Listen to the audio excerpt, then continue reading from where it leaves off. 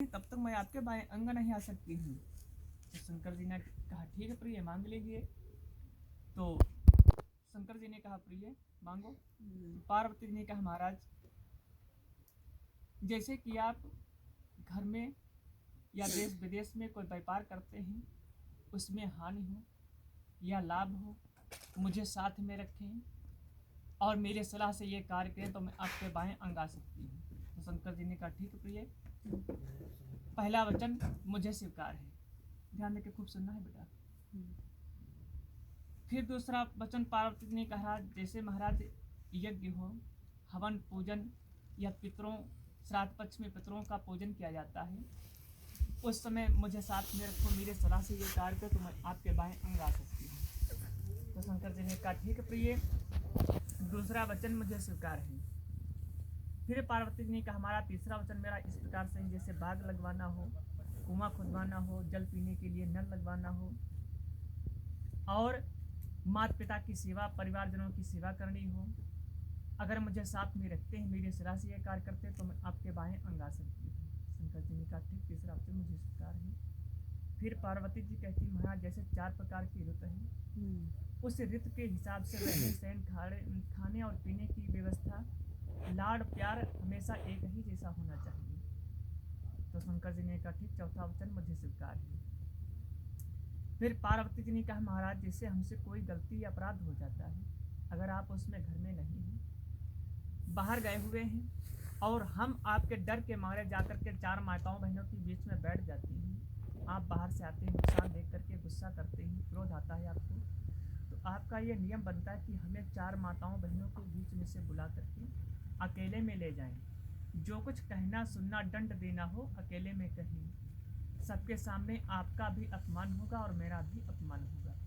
शंकर जी ने कहा ठीक, 5वां वचन मुझे स्वीकार हो गया। फिर पार्वती जी कहती महाराज, इसी प्रकार से कुटुंब का भरण पोषण, जैसे आपके माता पिता हैं वैसे हमारे भी माता पिता भाई बंधु सभी लोग हैं, और ये नाता जब शादी संस्कार संपन्न होता है तब ये नाता एक रिश्ता जुड़ जाता है। आप मेरे माता पिता को एक समान माने, मैं आपके माता पिता की एक समान मान करके सेवा भाव रखूंगी। तो शंकर जी ने कहा ठीक, 6ठा वचन मुझे स्वीकार है। फिर पार्वती ने कहा महाराज, जैसे अपनी स्त्री को जो है पत्नी का दर्जा देना चाहिए, दूसरी स्त्री को माँ बहन का दर्जा देना चाहिए, यही एक सनातन धर्म की रीत है। तो शंकर जी ने कहा ठीक, ये 7वां वचन मुझे स्वीकार है। जब पार्वती जी बाएं अंग आना चाहा तो शंकर जी ने कहा प्रिय, आप तो बड़ी चालाक निकली, आपने मुझसे 7 वचन स्वीकार करा लिए, अब मेरे 5 वचन स्वीकार करो तो मैं आपके बाएं अंग में तुमको स्वीकार करूंगा। तो पार्वती जी ने कहा महाराज आप भी मांग लीजिए। तो शंकर जी ने कहा प्रिय, पहला वचन मेरा इस प्रकार से है कि स्त्री को उद्यान माने होता है वन, और आधी रात्रि के समय, दोपहर के समय घर से अकेले बाहर नहीं जाना चाहिए। तो पार्वती जी माता कहती हैं कि भोलेनाथ जी, जैसे रात्रि का समय हो, अगर आस पड़ोस में या घर में आग लग जाए उस वक्त, तो स्त्री को क्या करना चाहिए, या उसी में जल करके प्राण को त्यागना चाहिए। तो शंकर जी ने कहा नहीं प्रिय, मैं आपत्त काले मर्यादा नाचते, उस समय आपके ऊपर संकट है, उसमें बाहर निकल करके अपने प्राणों की रक्षा करें, बार बार नहीं। तो पार्वती जी ने पहला वचन स्वीकार कर लिया। फिर भोलेनाथ बाबा जी ने कहा कि नशा पिए हुए मनुष्य हाथी और जो है बैल जोत कर आया हुआ, खेत जोत कर आए हुए बैल के सामने स्त्री को नहीं जाना चाहिए। तो पार्वती जी कहती महाराज, जैसे गणेश चौथ का पूजन हो तो सभी माताएं बहनें उनके सन्मुखों की पूजा करती हैं। तो शंकर जी ने कहा जब तक भगवान गणेश, नंदीश्वर और गजानन की पूजा की जाए तब उनके सामने रहना चाहिए, बार बार नहीं। तो दूसरा वचन पार्वती जी ने स्वीकार कर लिया। फिर शंकर जी ने कहा तीसरा वचन मेरा इस प्रकार से है कि अपनी पत्नी को अपने पति की ज्ञान की प्रशंसा करनी चाहिए, दूसरों की नहीं। तो पार्वती जी कहती महाराज देखो, जैसे व्यास मंच पर ब्राह्मण गुरु जी उपदेश देते हैं, अच्छे अच्छे वचन गीता पुराण के सुनाते हैं। सभी माताएं बहनें उनकी बढ़ाई करती हैं और सम्मान देते हैं। तो शंकर जी ने कहा जब तक ब्राह्मण गुरु जी उपदेश मंच पर बैठ कर देते हैं तब तक उनकी ज्ञान की प्रशंसा करें, वरना अपने ही पति की ज्ञान की प्रशंसा करनी चाहिए। तो पार्वती जी ने तीसरा वचन स्वीकार कर लिया। फिर शंकर जी ने कहा और मांग लीजिए। तो पार्वती ने कहा मेरा चौथा वचन इस प्रकार से है जैसे शंकर जी ने कहा स्त्री को चाहिए अपने पति के ही कपड़ों की और सुंदरता की प्रशंसा करनी चाहिए, दूसरों की नहीं।